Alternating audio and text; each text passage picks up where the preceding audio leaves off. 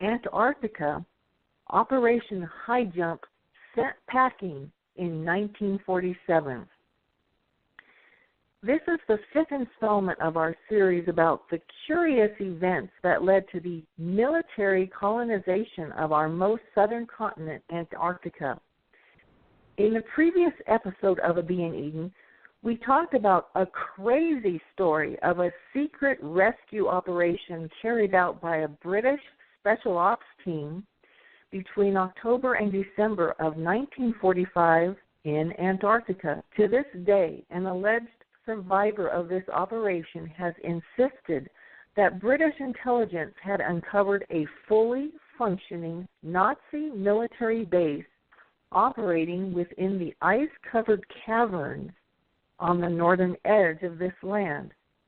We heard the tale of how this team also came face-to-face with something like a Bigfoot or a Sasquatch creature who was used in some kind of security role by the Nazi officials.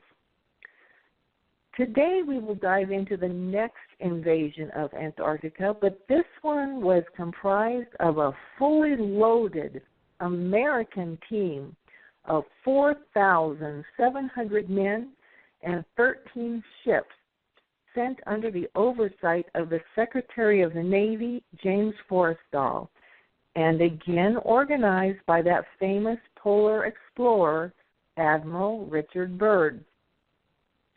This invasion was sent under the guise of being a peacetime scientific mission and came to be known as Operation High Jump. This operation was scheduled to work for 6 months. However, after only 6 weeks, the operation encountered deadly resistance and was sent home with its tail between its legs. What could have possibly happened to cause the United States to abandon such a huge investment of time, money, and manpower in the largest Antarctic mission organized to date? We'll come right back after the break as we dive into yet another cover-up of the newly born post-war deep state. Now, as we mentioned right before the break, our previous episode of this Antarctica saga told the tale of a secret British rescue operation that was launched in October 1945 that came to be known as Operation Tabarin. Now, there's public information about that operation, but then there's also other testimony given by a man who alleged to be a survivor and a participant of that operation. He told the almost too incredible tale of Nazi subterranean bases and hairy polar men. Well, to this day, there's very little information on the Internet that either corroborates or debunks that story. Now, historical events that occurred only a handful of months after this British Operation Tabarin point to a dogged interest being taken by America's Department of Defense in whatever was going on down there near the South Pole. So we must ask ourselves this important question. As the entire planet, her financial systems, and her armies lay in ruins during the smoldering aftermath of World War II, why did the U.S. Navy feel this sudden burning itch to get down to Antarctica as soon as possible in the year 1946?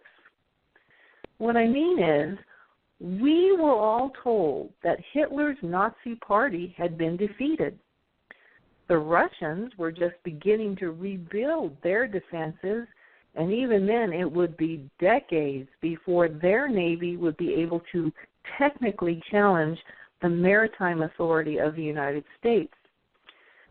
The Cold War wouldn't really be taking off for another 2 years, so in theory, there should be nobody still active on planet Earth who could challenge the military might of the one superpower left standing, which was the United States of America. And yet, Rear Admiral Byrd and Rear Admiral Cruzen were commissioned by the U.S. Navy to lead an extensive show of military force at the southern continent during Antarctica's most inauspicious time of year, the onset of the Southern Hemisphere's fall and deadly winter seasons. What was so urgent at the South Pole that it couldn't wait at least for warmer weather? Now, in my blog, you'll see that this is the point where I have posted a couple of YouTube links to some important documentaries. One of them is a Russian-produced documentary entitled Operation UFO, Antarctic Nazi Base, or it's also known by the title Operation UFO, the Third Reich Base in Antarctica. The film contains English subtitles, and the subtitles are adequate to tell the story. However, I will caution you that there are some misspellings over names of people and names of the ships. Now, the second YouTube link I have is to an official Hollywood film entitled The Secret Land, and this was produced under the supervision of the U.S. Navy. This movie came out as a regular Hollywood production out in the month October of the year 1948. So that was 18 months after the Americans were possibly sent with their tails between their legs back home to warmer, safer ports. You might even still be able to find copies of this video, as it may have been re-released during the years in some of the video stores. Now, this sanitized naval Hollywood fluff piece makes no mention of a battle that was fought on February 26, 1947, against UFO-looking craft that emerged from supposed Nazi base the base was named 211, or the number 211. And you are free to debunk both the existence and or the testimony of a man who calls himself Lieutenant John Sayerson, which I will quote in just a minute. I have seen internet forums that attempt to debunk that testimony. However, I have not yet seen anything thorough and convincing. Now, near the 10-minute mark of the Russian film, Lieutenant Sayerson's report is inserted into the film. And there is a webpage link at a site called factsarefacts.com, and they report his words as transcribed from the movie. Lieutenant Sayerson reports, the things, or these UFO-looking craft, popped out of the water like they were being chased by the devil and flew at such high speeds between the masts that the antenna between the wind eddy ripped. Some airplanes that were able to get into the air off the Casablanca, that was the name of a ship, were hit moments later by unfamiliar blasts that came from the flying saucers and crashed next to the ships. I was on deck the Casablanca at the time and was totally taken aback. These things did not make a single sound as they flew between our ships and spit deadly fire.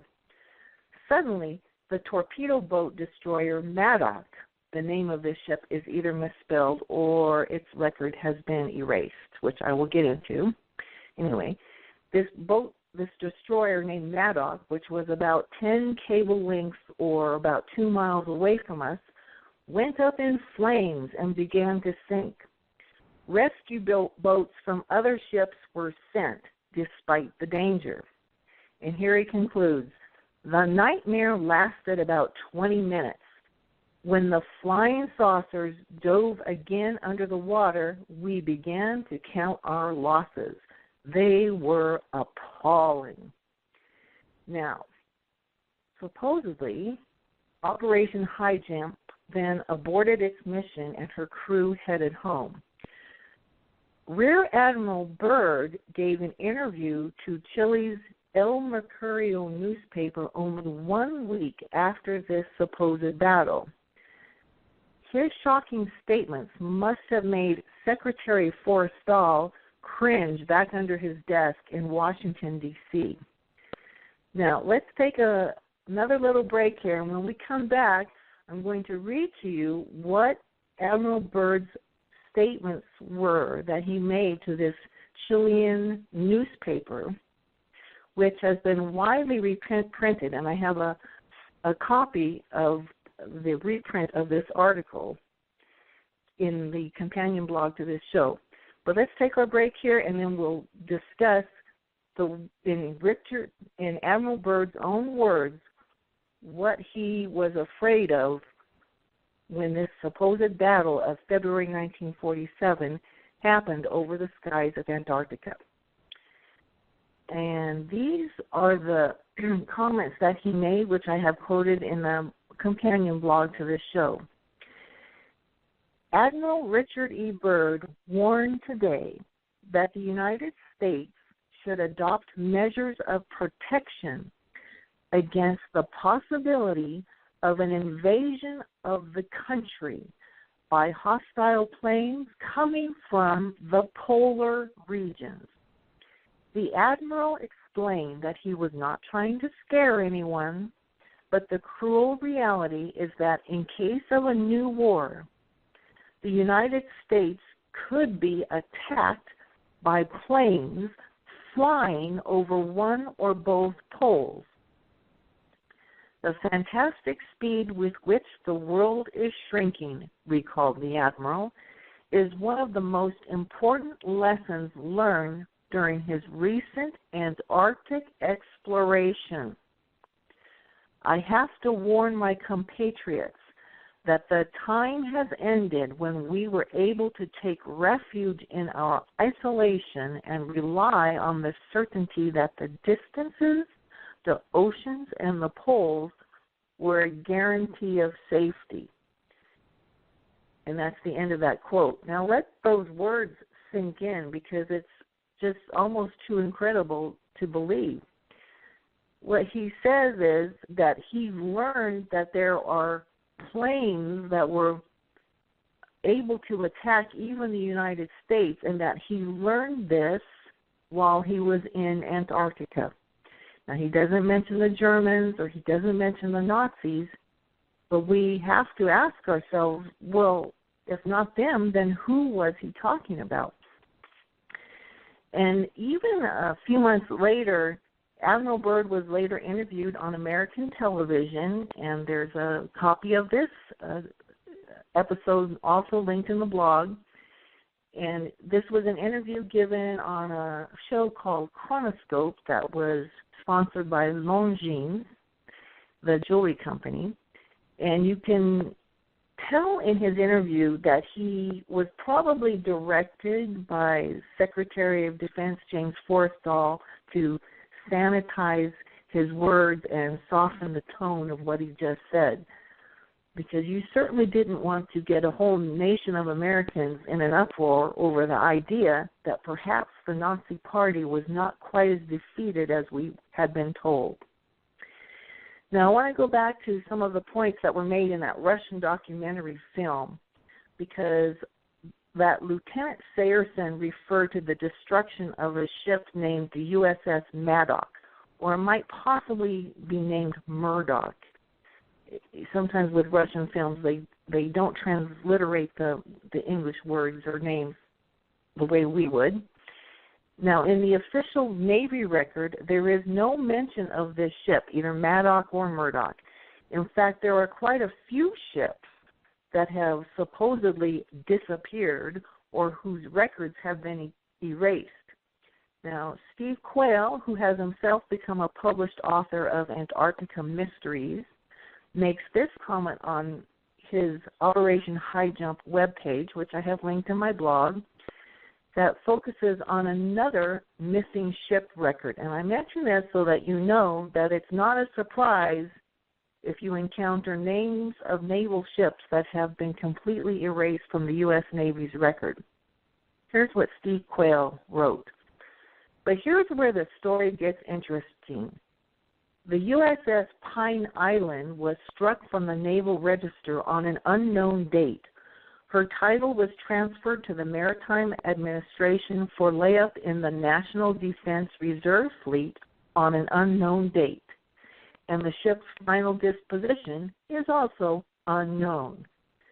Now, he says, how does one go about losing a major surface ship over 640 feet long, almost 70 feet wide, with a displacement of over 15,000 tons? The story, of course, gets stranger still. The Pine Island is not the only ship involved in Antarctic research or exploration to have disappeared. There were numerous others. The question is not so much how many, that is fairly well established. The question is how and why, particularly why. And that's the end of the quote from Steve Quayle's webpage. Now, if the U.S. Navy really did engage with Nazi craft on February 26, 1947, you can understand why the Navy would then have turned to their friends in Hollywood to drywall over the entire debacle. Taxpayers were going to ask why an operation that was supposed to last 6 months suddenly got cut short after 6 or 8 weeks. Voila. 18 months later, the film called The Secret Land, and linked in my blog, was sent out to soothe the public. Keep in mind that a few other notable events happened in between this battle and the launch of that Hollywood film, notably the Roswell UFO incident of July of 1947 and the establishment of the Central Intelligence Agency, which took place in September 1947, and the official establishment of the United States Air Force, which also took place in September 1947. And from that point forward, the Cold War was also evolving into a reality. Now, I'm going to mention the link to the official Hollywood film that the U.S. Navy produced, the one called The Secret Land. And there's something really bizarre that is depicted near the beginning of this movie.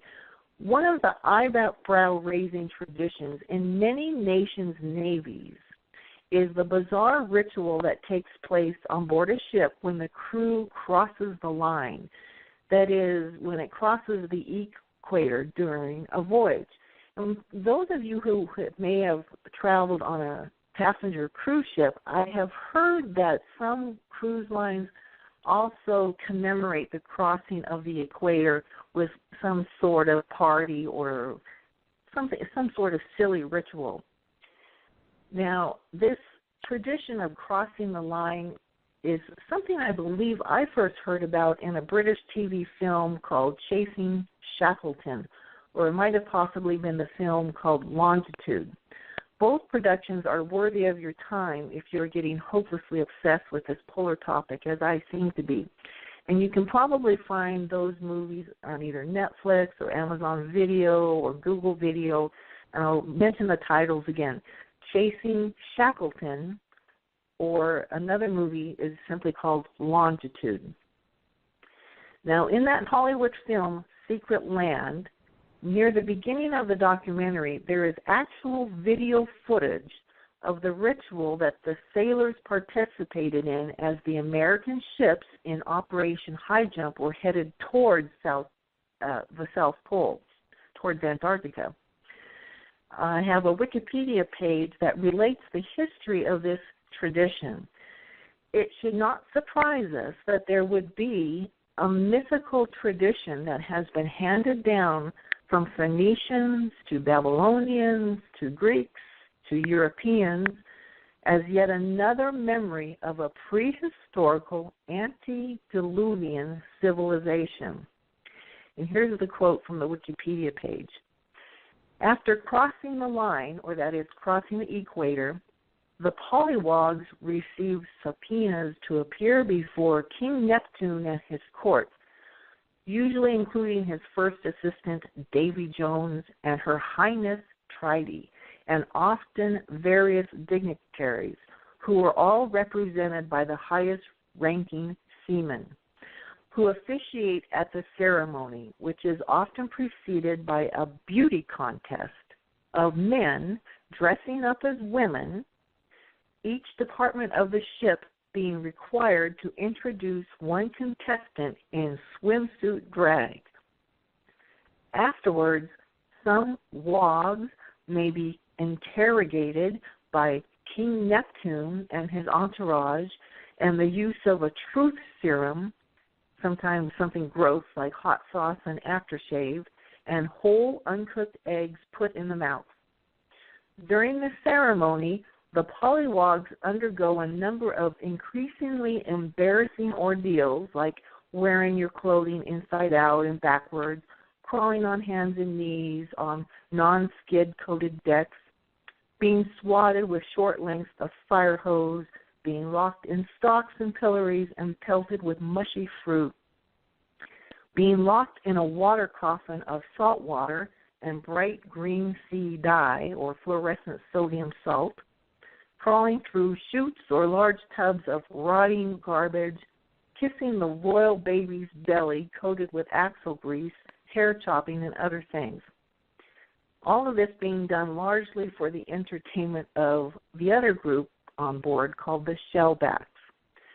Now, believe it or not, like I mentioned, this sort of tradition, almost like a hazing incident, is actually depicted in the film Secret Land because it was actually recorded with a camera on these U.S. naval ships as they crossed the equator heading for Antarctica as they embarked this operation called Operation High Jump. Now, to conclude this story, I'm going to introduce what will become the next episode of this Antarctica saga, and this has to do with James Forrestal. He became America's first Secretary of Defense, and the reason why we call him the first Secretary of Defense is because before that, that title had been named the Secretary of War. So during World War II, the official we would now call Secretary of Defense was actually called the Secretary of War.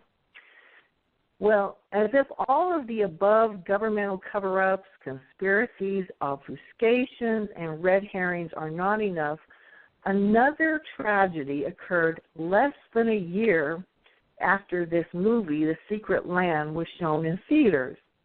This is the bizarre and still unexplained death of James V. Forrestal, the decorated war hero who served Operation High Jump as Secretary of the Navy. In fact, both Secretary Forrestal and Rear Admiral Byrd did not live long after these events. Actually, Byrd went on to live a few years, but even the timing of his death has been a topic for suspicion and conspiracy. In the next installment of this saga about Antarctica mysteries, we'll take a look at what happened to Secretary Forrestal, a carefully planted diary of Admiral Byrd by a Bank of America operative, and the perpetuation of the original esoteric idea that a Shangri-La does in fact exist down in Antarctica. Serious events in the 20th century that shaped exploration of the land surrounding the South Pole. In our previous episode, we discussed the massive military expedition that the U.S. Navy launched way too late in the year of 1946 to do any good before the paralyzing winter of Antarctica set in. And we discussed the alarming interview that Admiral Byrd gave to a newspaper in Chile just days after that operation was abruptly canceled in February of 1947. Now, in today's episode, we will review a timeline of noteworthy events in this whole history and end with the tragic and still disputed account of what happened to Admiral Byrd's boss, James Forrestal, the first Secretary of Defense who was appointed by President Truman, but who died by apparent suicide in 1949. Now, what happened following the failure of Operation High Jump in 1947 is that men in high places made sure that the truth about all post-World War II Nazi evolution was tightly controlled. From the beginning of both the North and South Pole exploration expeditions, the banksters like John D. Rockefeller and their agents made sure that the narrative of what was going on at the poles would proceed under their direction. Now, to jump into the story today, I wanted to just step back and review some of the key points, events that happened in a continual chronological timeline, starting with the year 1871. Now, as this jigsaw puzzle continues to come into view, it is important to see how some events that you might never have considered to be related to our southern continent just might, after all, be entirely connected. And in 1871, that's the year that I pinpointed to start off my whole series of events that have happened recently in Antarctica. And by recently, we mean within the last 150 years. It was in 1871 when a man in Great Britain named Lord Edward Bulwer-Lytton published his fictional tale called The Vril, The Coming Race. This was a story set in a mythical world accessed by underground tunnel systems. In his story, the society in this underground world was a technologically supported utopia, and the chief energy force in their society was said to be an all-permeating fluid called the Vril, and that's spelled V like Victor, R-I-L. It was supposedly a latent source of energy that only the spiritually elevated hosts were able to master through the training of their will to a degree that depended on their hereditary constitution. Now, that was supposed to be a fictional tale. However, there's some things about Lord Edward that people need to know about him. For one thing, he was regarded by many as the great patron of the British Rosicrucian order, even though he publicly disavowed that title on a clever technicality. But to this day, it has been generally accepted that he was either a prominent member of the Rosicrucian order or, in fact, in charge of it at the time of his writing of these books. Now, after he published that fictional story, the narrative got picked up by people who belonged and were sort of running other secret societies, notably Madame Blavatsky, who was the head of the Theosophy movement of the late 19th century. So around the year 1888, she and other occultists like Annie Besant began spreading the notion that this fictional story of the Vril was really based on ancient wisdom truth. And if you know anything about Madame Blavatsky and the other occultists of her era, they spent a lot of time around Central Asia, especially in Tibet, exploring ancient sacred legends, and there was this belief that there was some secret society or secret civilization located in the polar regions, and that this area was called Agartha or Shambhala, and that if you could arrive at these areas through the knowledge and wisdom that would be passed on to you by the shamans of the Central Asia, of Tibet and the Himalaya mountains. Now, this came to the attention of the Germans, who began setting up expeditions both to Antarctica and to Tibet. So I'm going to run down in this timeline some of those key dates when the Germans were running around the world trying to discover the truth about these ancient legends. So in 1901 to 1903, the Germans set up their first Antarctic expedition, and then a few years later, 1911 to 1913, they sent their second Antarctic expedition, and note that this was just before World War I. Now, after World War I, in 1918, the Thule Society gets established. Rudolf Hess is a prominent member of this society, and you've heard that name if you've ever watched any Nazi documentaries on the History Channel or any movies about the Nuremberg trials.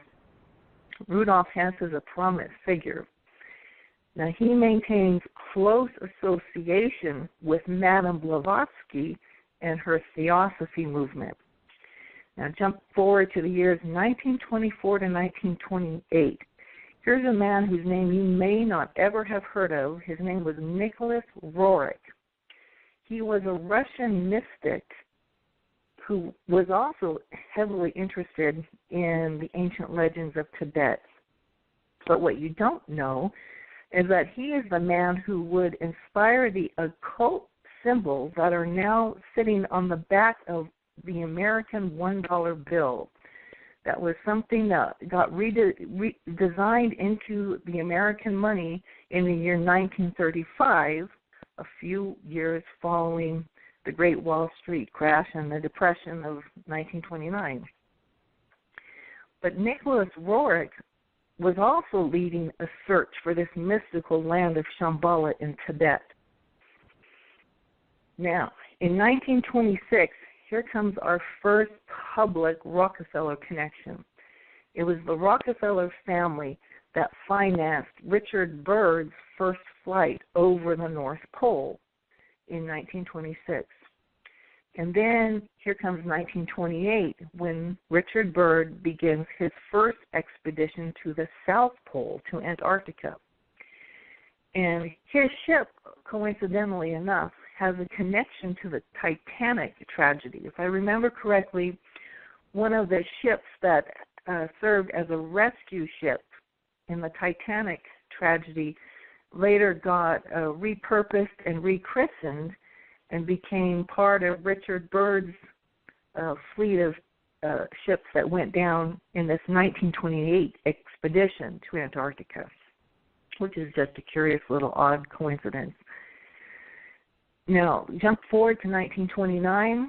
That's when that Piri Reis map of prehistoric Antarctica that I mentioned in the second episode of this series, that's when that map got suddenly rediscovered by a German theologian. In 1930, Heinrich Himmler and Rudolf Hess sent a German expedition to Tibet in 1930. Then in 1933, we have the author James Hilton writes the book Lost Horizon, which, as many of you may remember, this story being made into a movie in the late 70s. Lost Horizon depicted a mythical paradise of immortality in an ice world. In 1934, a notable intellectual writer named Julius Evola published a book entitled Revolt Against the Modern World, Politics, Religion, and Social Order in the Kali Yuga, which became sort of a Bible to the post-war Vienna group. Now notice that happened in 1934, and he became quite an influential, I want to say something like a mystic, more like an intellectual mystic, but a lot of people in the Nazi Party adopted his views, and they became motivation for beliefs that would be kicked off even after World War II. But that we'll have more about that in the episode that comes after this one. Now back to the timeline. In 1934, Himmler and Hess send another German expedition to Tibet. In 1935, Himmler established that elite Nazi Anannervi project to search for multiple sources of ancient wisdom that can be used to build new technology. And those of us who remember the movie Raiders of the Lost Ark saw a portrayal of the Nazi Ahnenerbe project. Those were those evil Nazi men who were scouring Tibet for the secret clues and codes that they needed to find the treasures of the Lost Ark. Well, that was sort of a real group. The Nazis really did have a secretive cult within the SS that was looking for. They were gathering just hundreds or even thousands of ancient sacred books and documents to try to get to this ancient sacred energy source. Now, jump forward a little bit to again in the year 1935, as I had mentioned previously. This is when President Roosevelt ordered the occult redesign of the American $1 bill under the influence of the man who was then Secretary of Agriculture, Henry Wallace. But Wallace, in his turn, was under the guidance of Nicholas Roerich. He was sort of a student of this Russian mystic named Nicholas Roerich. And as we all know, the design on the back of the $1 bill includes an eye over a pyramid. And most people assume that's referring to the Egyptian pyramids, but when you consider what's being possibly discovered or possibly sitting in Antarctica, it may in fact refer to some other kind of a pyramid, not the one in Egypt. Now, in 1936, we have the popular horror author H.P. Lovecraft serialized a fictional Antarctic horror story named At the Mountains of Madness. 1938, American polar explorer Richard Byrd lectured the Germans on his recent intelligence gathered about Antarctica, and this was a speech and a visit he made to the German people, which was sponsored by Rudolf Hess's Thule Society.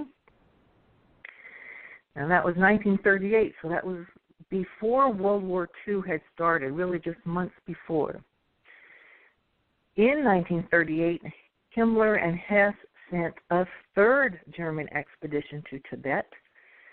Then near the end of the year, in 38 and 39, Germany launched a third expedition to Antarctica, and that's when they began dropping little Nazi flags all over Norway's claim on the northern coast. And many people view this incursion by the Germans on another nation's territory as the first step in world domination that Germany took even before annexing Czechoslovakia. Of course, after 1939, World War II gets started, and the war dominates the entire timeline for the next 5 years. But in 1944, an important meeting takes place in Strasbourg, France. This is when certain elite officers of the Nazi Party see that the war is beginning to turn against them. But they held a meeting on August 10th of 1944 in Strasbourg, France, at a hotel called the Maison Rouge, which means the Red Hotel. So this has become known as the Red Hotel meeting or the Red Hotel Papers.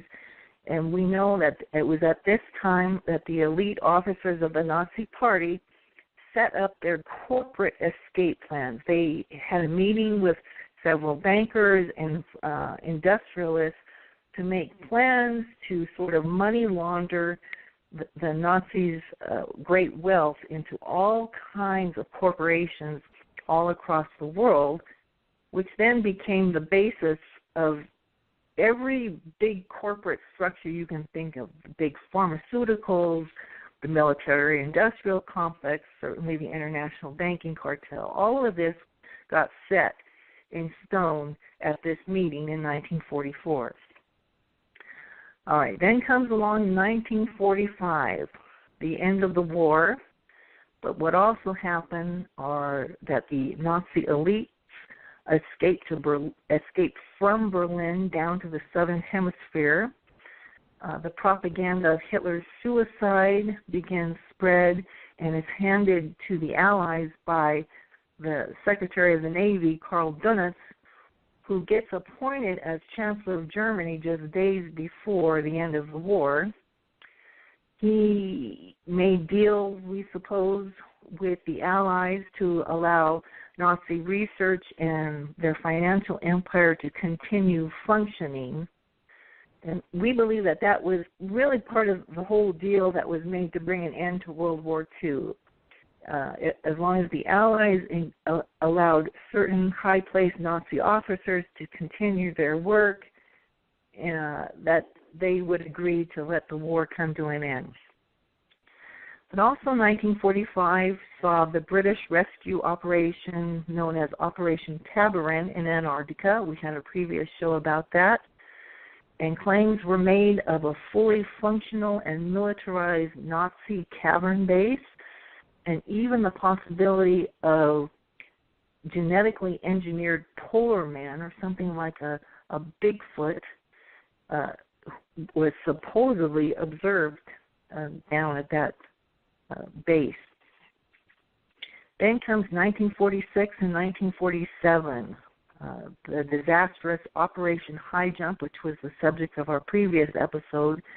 Admiral Byrd then warns of enemy craft that can fly from pole to pole. Now, and this is an important point that is overlooked by so many people. Admiral Byrd did give an interview to a newspaper in Chile when he indicated that there was aircraft that were capable of flying quickly from the North Pole to the South Pole and vice versa. Now, that interview was given in February of 1947, but then what happened in July of 1947, that's when we saw the supposed UFO crash at Roswell, New Mexico. And it's interesting, here we are, this show is being recorded in the month of June 2017. In just a few more weeks, we will be coming up to the 70-year anniversary of that event. So it's been 70 years since Admiral Byrd warned the world that there was craft already capable of flying at fantastic speeds over long distances. Now, other things happened in 1947, which this year is, again, the 70-year anniversary of those agencies. That's when the CIA, the Department of Air Force, the Department of Defense, all of these agencies got established officially by the U.S. government. And it's this year that marks the rise of what is now being called the deep state or the national security state. A year after this, in 1948, Austrian Nazi scientist Ronald Richter gets Argentina's President Juan Perón to fund a nuclear research facility in Bariloche. He claimed limited success in the development of fusion power. 1949, America's first Secretary of Defense, James Forrestal, gets suicided on May 22nd, 1949.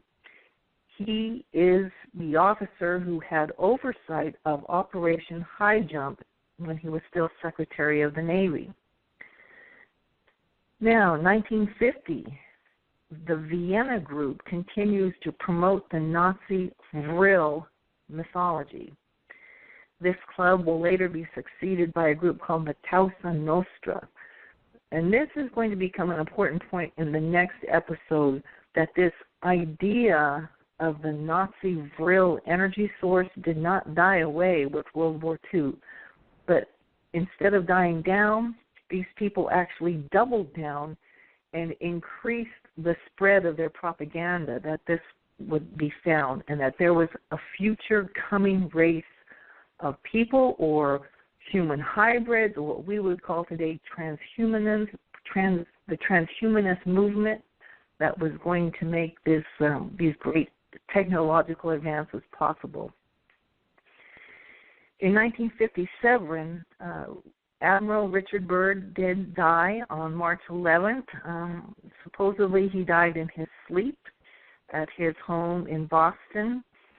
You don't hear a lot about that, but some people have always suspected whether he did die of natural causes. In 1959, now just 2 years later, an obscure author named F. Amadeo Giannini published the book entitled Worlds Beyond the Poles, Physical Continuity of the Universe. And we're going to talk a little bit more about him a little later in this story. That book set off a firestorm of controversy by making an unproven claim that Admiral Byrd had made trips to both Antarctica and the Arctic poles in 1947. Also in that year, 1959, the International Antarctic Treaty was signed. You can find a pretty interesting Wikipedia page about that. But here's a little summary of what that treaty is all about.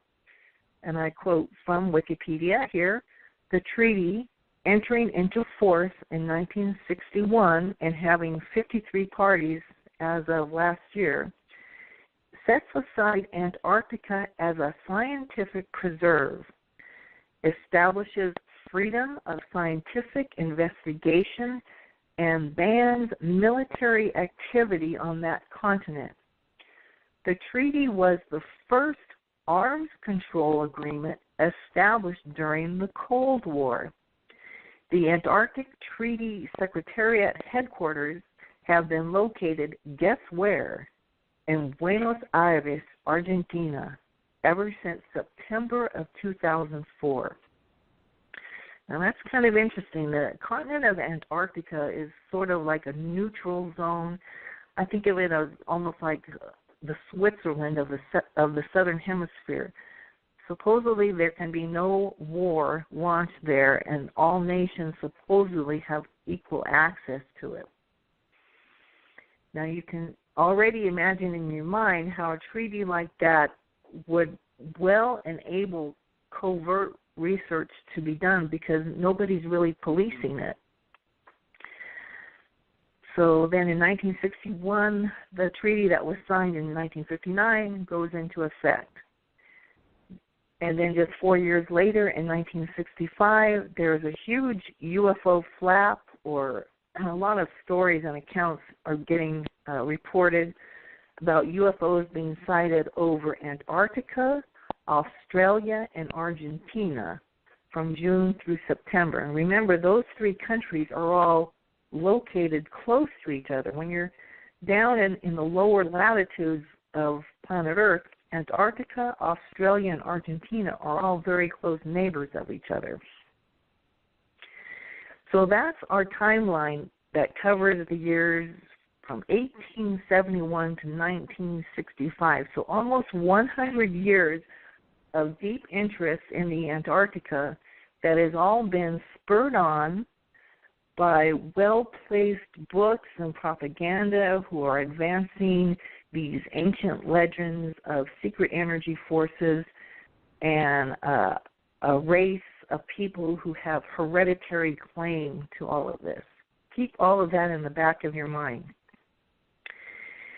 Now, we mentioned that the Rockefeller family had great interest, and they were actually the people who were funding Admiral Byrd's or Richard Byrd's explorations. He wasn't an admiral at the time he made his first exploration. But you should always keep that in mind in almost anything that ever happens. How many times have we stated the line, follow the money? Well, in this section of the story, we'll discuss how banksters from east to west are diverting the public's attention.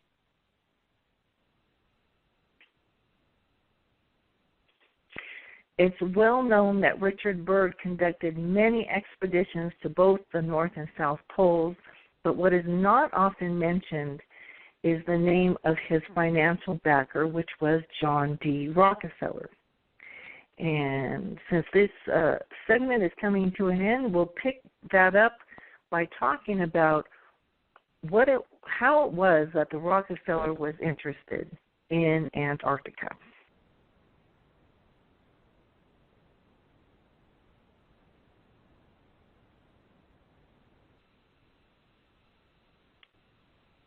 Well, getting back to John D. Rockefeller, we have a researcher named Dennis Crenshaw who posted these comments that I have a link to his article on my blog, but I'll just read what his comments were.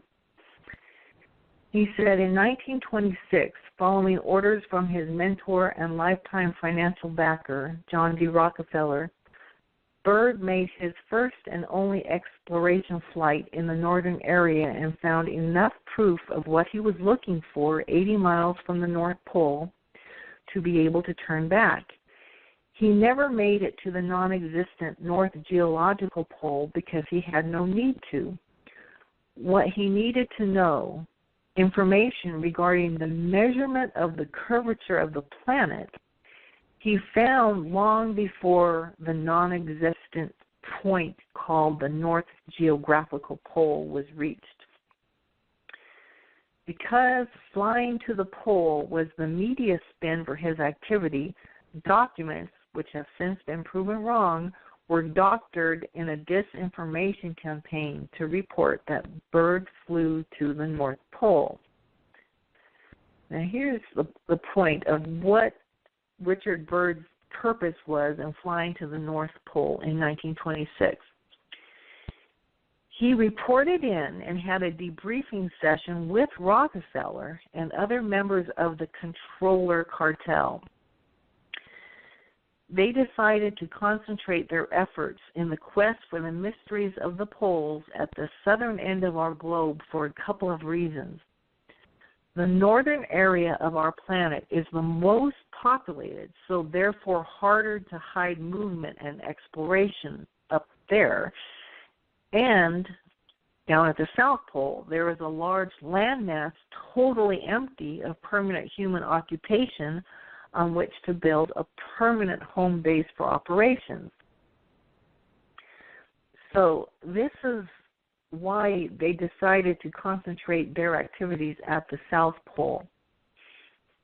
And they sent Admiral Byrd, or I keep calling him Admiral, but at this time he was a civilian. Richard Byrd was sent down there, and he set up a series of base camps, which even today are all called Little America, and that's where you'll find the McMurdo Station, which has become quite a bustling little town of its own during the summer months of Antarctica. And that's basically the place where people arrive when they come to visit Antarctica. They start with America's headquarters down there at McMurdo Station. Now, as we discussed in our timeline above, there was international interest in Antarctica that gradually transitioned from being privately funded expeditions toward government-funded operations. And once the CIA was created in 1947, the banksters continued running the show down in Antarctica, but now they could do it by steering their operations from behind the curtain of this newly created deep state megastructure in the government. And wouldn't you know it, but Rockefeller himself got an Antarctic mountain plateau named after himself, a plateau whose elevation is curiously marked by the figures 666 meters on the map. And in the blog that accompanies this episode, I have a picture of that map. It wasn't just Rockefeller who was interested in the mysteries of the poles at the southern end. 2 years after the death of Admiral Byrd, a self-styled scientist by the name of Francis Amadeo Giannini published a book entitled Worlds Beyond the Poles that set off a firestorm of controversy about Byrd's whereabouts in the year 1947. Now, if that name Amadeo Giannini sounds familiar, and it should to anyone who's lived in California for many decades, it's because this man, Francis Amadeo Giannini, was a member of the A.P. Giannini family, and he is the founder of San Francisco's Bank of Italy, which we all know today by the name Bank of America. This author, Giannini, made the claim that Byrd had made a secret Arctic North Pole trip in February of 1947, even though publicly we were all told he had made his trip at Operation High Jump down to the South Pole. So this man was claiming that Admiral Byrd had gone both to Antarctica and the Arctic Pole in the same year. Now, apparently, he twisted statements that Byrd had made about Antarctica and claimed that those statements applied to what Byrd witnessed at the North Pole. Much debate followed, along with the sudden surfacing of a supposed long-lost secret diary of Admiral Byrd's. Crenshaw, quoted above, or earlier, has posted extensive debunking of the claims of this author. This is another example of how the banksters were becoming quite adept at using well-placed propaganda to divert the public's attention away from what they should have been looking at creating false narratives and rewriting history and causing us all to doubt that we know what we know. He wrote this: "The first mention of a 1947 North Polar flight by the Admiral can be found in the book Worlds Beyond the Poles, Physical Continuity of the Universe, published in 1959 by controversial, self-proclaimed scientist F. Amadeo Giannini. On page 13 of his book, he presents a list of things that happened during those years to support his theory. And this is what one of his supposed diary entries was. Now, keep in mind, this author is trying to make us believe that this statement is being made about the North Pole, but really it's being made about the South Pole. And supposedly, Admiral Byrd wrote this: in 1947, February, I'd like to see that land beyond the pole. The area beyond the pole is the center of the great unknown. Now, this researcher, Mr. Crenshaw, says not only was this the first time a 1947 flight was ever mentioned, but this also seems to be the origin of this often used quote attributed to Admiral Byrd and used by Hollow Earth people to constantly prove their point. The actual source of this quote was probably an article that appeared in the October 1947 issue of National Geography magazine entitled Our Navy Explores Antarctica, in which the Admiral refers several times to the mystery land beyond the pole, although not in the sequence of words presented by Mr. Giannini. And most importantly of all, Byrd was talking about Antarctica. And then this author, Mr. Crenshaw, reminds us of the family connections of this author. His family owned the Bank of Italy and the Bank of America. If, as my research seems to indicate, the one-worlders, what we would call the New World Order people, if it's their plan to hide what is going on at the Earth's poles, what better way to cloud the water, so to speak, than to have one of their own, an admitted member of an international banking family, toss in a controversy such as this phony trip by Byrd to make the Hollow Earth people look ridiculous, and it seems to have worked. The 1947 Byrd secret flight has kept anyone from looking into what was really going on in 1947. And that's the end of that quote. So by causing these false narratives to be spread out amongst the general public, the people could be cajoled into believing that the whispers about Nazi bases in Antarctica were all false and should just be ignored. Besides, we all have other things to worry about, like the Cold War and the now regular pattern of international conflict and financial boom and bust cycles. So people like this author, Mr. Giannini, who were working as agents of the international banking cartel that included Rockefeller and Rothschild. They did a good job of diverting the public's attention away from what was really going on at the South Pole. Now, when all of this is happening, then we also have the sad story of the Secretary of the Navy, James Forrestal, who by the time of his death was Secretary of Defense, the very first Secretary of Defense of this nation. And there still seems to be a question of what really happened to him. The short story is that he cracked under pressure, he went insane, he had to be admitted into Bethesda Naval Hospital for treatment, and then one night he got up and fashioned a hanging noose from his dressing gown, tied one end of it to the radiator in his hospital kitchen located on the 16th floor, and then proceeded to jump out the window to his death. Supposedly the noose that he had made for himself broke, and then, of course, he fell to his death. There are several holes in that narrative. One that should immediately jump out to you is this: why would you hang yourself and leap to your death as if the fall alone from the 16th floor wasn't sufficient to do the job? That's one thing that has puzzled researchers. Why would he have created a hangman's noose? You know, you wouldn't need that. You would just jump out the window.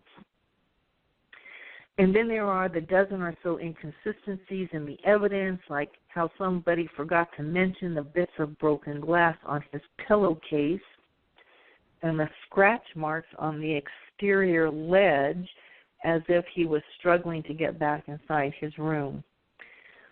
We do know that there is plenty of backstory to this tragedy for somebody to take a second look at the role that Forrestal's rivals from the Defense Department played. Whatever the truth is, there are dozens of books and websites about the theories. Richard M. Dolan wrote about the Forrestal death in his book, UFOs and the National Security State, a book that has come to be the Bible on the history of the development of the breakaway civilization. Nevertheless, Dolan feels that the only logical explanation for the murder of Forrestal was his involvement with the Roswell cover-up, his connection to Majestic 12, and the general submersion of the truth about extraterrestrials by the government. Well, I would encourage Dolan and all others who care to meditate on the subject to consider the Antarctica timeline that has been presented in this account today, and then go back and reread Dolan's words on page 115 of his book. On March 28, 1949, President Truman abruptly replaced Forrestal with a new Secretary of Defense. And for public consumption, Truman participated in a ceremony that was meant to honor James Forrestal for his years of service. Well, that event would prove to be Forrestal's final public appearance, because as Forrestal was leaving that ceremony, the newly created Secretary of the Air Force, Stuart Symington, made his way to Forrestal's side and indicated that there was something Forrestal needed to know. The two men had become professional antagonists of each other, so it remains a mystery as to why Secretary Symington felt compelled at this moment to further destroy Forrestal's mental health when Forrestal was no longer a professional threat. Dolan relates what happened next. What followed after the ceremony remains bizarre and mysterious. There is something I would like to talk to you about, Air Force Secretary Symington told Forrestal, and accompanied him privately during the ride back to the Pentagon. What Symington said is not known, but Forrestal emerged from the ride completely, deeply upset, even traumatized, upon arrival at his office. friends of Forrestal implied that Symington said something that shattered Forrestal's last remaining defenses. When someone entered Forrestal's office several hours later, the former Secretary of Defense did not notice. Instead, he sat rigidly at his desk, staring at the bare wall, incoherent, repeating a sentence, "You are a loyal fellow, you are a loyal fellow," a sentence he repeated for several hours. Next, Forrestal was taken to Florida by the Air Force, where he spoke the words noted at the top of my written blog, which was, "Bob, they're after me." He said these words to his friend, Bob Lovett. After being interviewed by Pentagon doctors and psychologists, Forrestal was checked into a room on the 16th floor of Bethesda Naval Hospital. Over the next few weeks, his mental state actually appeared to improve. But then one night, while transcribing a verse from an old poem written by Sophocles called Ajax, in fact, while trailing off in the middle of an unfinished word in that poem, Forrestal apparently committed suicide or was suicided. And I have a copy of the full poem there in the blog. The book goes on to say, Forrestal's alleged last written statement, touted in the contemporary press and later biographers as an implied suicide note, was part of a poem from W.M. Fred's translation of the Sophocles tragedy Ajax. But this is how Wikipedia reports this strange macabre trophy of this supposed suicide note. Now, I will submit here that if you read this poem, there's plenty of connection a person can make to the continent of Antarctica if you just think about it. I'll read it in closing of this radio show. I also have an interview in my blog with a man named Tim Swartz who summarizes many of the developments that focused on Antarctica during the post-war period. And in the next show in this Antarctica series, we'll take a look at seismic graphs that Dr. Joseph Farrell included at the end of his book entitled Roswell and the Right that point to the possibility that scalar technology, or something even worse, scalar weaponry, has been tested in Antarctica. And we'll also talk about this mysterious group called the Vienna Group, who morphed into a very active German-speaking society to this day that has adopted a very un-German name of the Causa Nostra, but who are still promoting the idea that there is a special race of ethnically qualified people who have a right to this secret free energy source that is supposedly obtainable at the South Pole or in Tibet. There's a connection between the two of them. Now, the occult esoteric basis for seeking control of our southern continent has not died down in the least.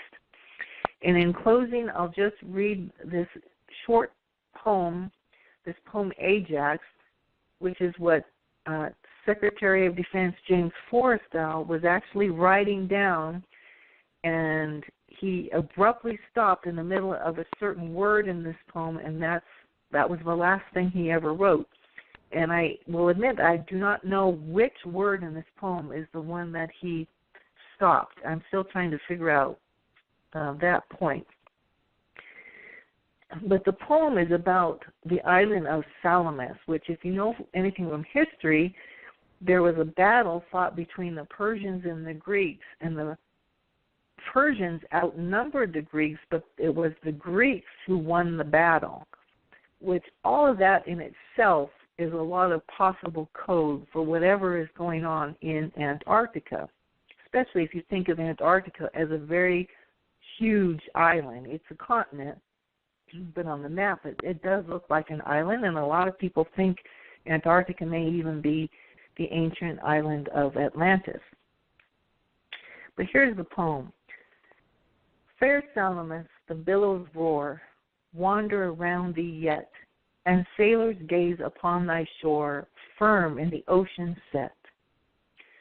Thy sun is in a foreign clime, where Ida feeds her countless flocks, far from thy dear remembered rocks, worn by the waste of time, comfortless, nameless, hopeless save, in the dark prospect of the yawning grave. Woe to the mother in her close of day, woe to her desolate heart and temples gray, when she shall hear her loved one's story whispered in her ear. Woe, woe will be the cry, no quiet murmur like the tremulous wail of the lone bird, the querulous nightingale. And that's the poem Ajax by Sophocles.